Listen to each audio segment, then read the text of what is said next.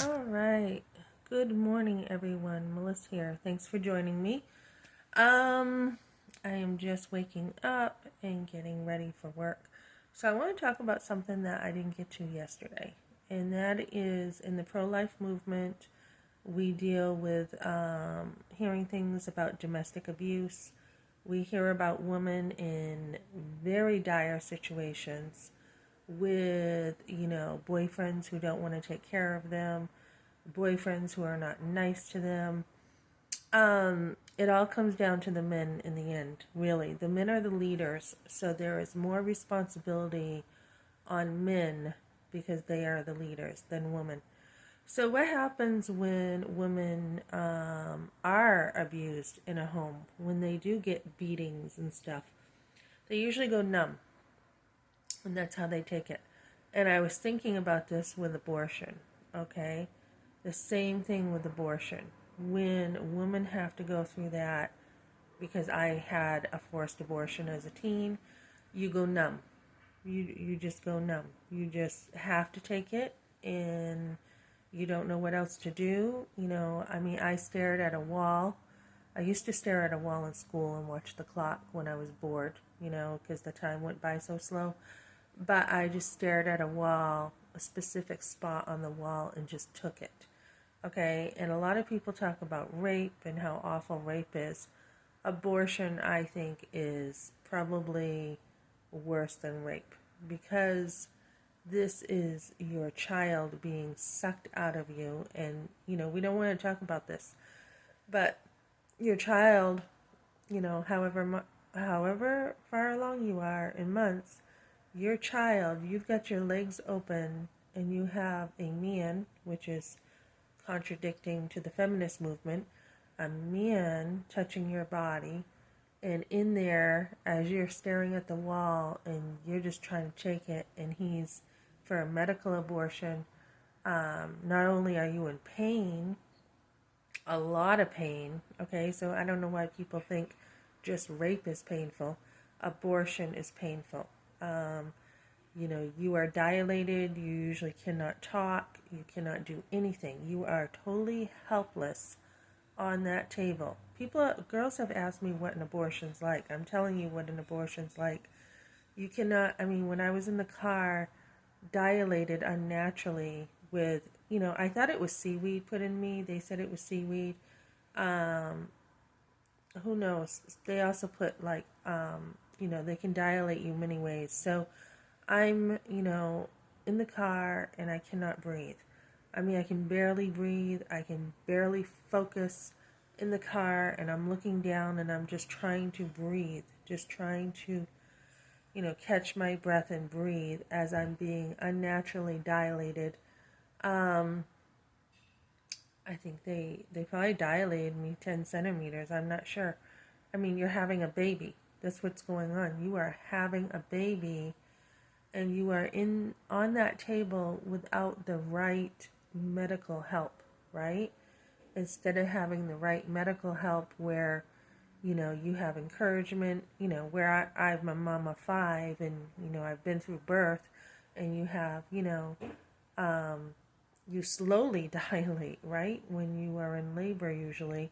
There's some people dilate faster, but here you are being unnaturally dilated, and it's just the body is not made to do that. It's just not the way it happens. So, in birth you think about, you're getting encouraged, you're like, oh, you're almost there, you're this far along, and you hear that and you're like, okay, so now it's time to push. Go ahead and push. Try to push, so it's all so natural. But here, instead of pushing, you are stuffing. You are stuffing. You are just taking the pain. It's so barbaric, guys. It's really barbaric. You've got to lay there. When I was in the car, I could not breathe. All I could do was focus on the pain, and it's worse than labor. Let me tell you that. I used to be scared of labor. With my firstborn, I'm like, oh my goodness, I'm probably going to not be able to do this. I was scared of labor, okay? And that's probably why I took a epidural and just wanted to get it over with. Um, but the pain of abortion, you're after the car, like I said, I don't remember getting up to that room because I had blocks, but you are just laying there in the pain with no medication, with no one talking to you. You're actually being treated. I was treated with disgust from the doctor, and I took it personal. No communication, silence, a lot of condemnation, a lot of shame, like, how dare you get pregnant, and the girl gets all the blame. How dare you, and you're treated like a total whore. You are, even though the guy got you pregnant and gets off scot-free. Um, he's not there for you, and you are just laying there in pain, and you have no support. You don't know how to take it. You just can't, you have to numb out is the only way, and disassociate. And I didn't understand this at the time, but that is what I was doing. You have to do that. And the same thing when my father pulled me by the hair and threw me. That was part of domestic abuse, right? I saw him not being nice to my mother many times. And so I mean, I must have been 12 or so, and I told my mother I will never get married. And, you know, when he threw me and pulled me by the hair and just threw me, and I slid into a solid door, how do you handle that? You just numb out, right? And the next day I had a huge chunk of hair that came out in the back of my hair. Luckily, I've always had tons of hair, but my friend was like, "Oh my goodness, Melissa, that's awful." So, how do women take it? You just numb out. So, what I want to say is, and then, so, I was stiff. I was scared to death. I was trying to bear under the pain, and I think even more than scared is just trying to bear that pain and just be able to be like, just somehow take it. And so then I looked to my left and I saw the blood in a canister, and that was kind of took me aback, kind of like, holy cow, I didn't expect to see that. And I wasn't supposed to. And the nurse jumped in front of me and she held my hand. I did have that, and she said it's going to be okay. I did have that, and that was some form of kindness or love in this awful experience of evil being done to me, right? I mean, if you think of a woman being raped and the rapist says it's going to be okay, and holds your hand, that's the kind of mentality we're dealing with here. And a lot of people think, well, rape, a woman didn't have a choice. Well, a lot of times women do not have a choice with abortion. They think they're being lied to, right? So they're duped into it. They're thinking that it's one thing, and when they realized the truth, it was a whole nother thing. So in a sense, they were, even women who choose, in a sense, they were forced into it because they were lied to. So they were deceived, they were tricked. So this is what we're dealing with. So how do you deal with that after? How do you deal with the numbing and the feelings after? I think as we have counsel for women who have been raped, I think we need counsel, and I'm telling you, long-term counsel, because it's usually, I mean, when you do post-abortive care, it's usually some kind of healing for, well, first of all, knowing you're forgiven, okay, before God. Hold on. And then knowing, like, not only are you forgiven, but I think you have to get through the fact of what it was. The truth has to come in and hit you.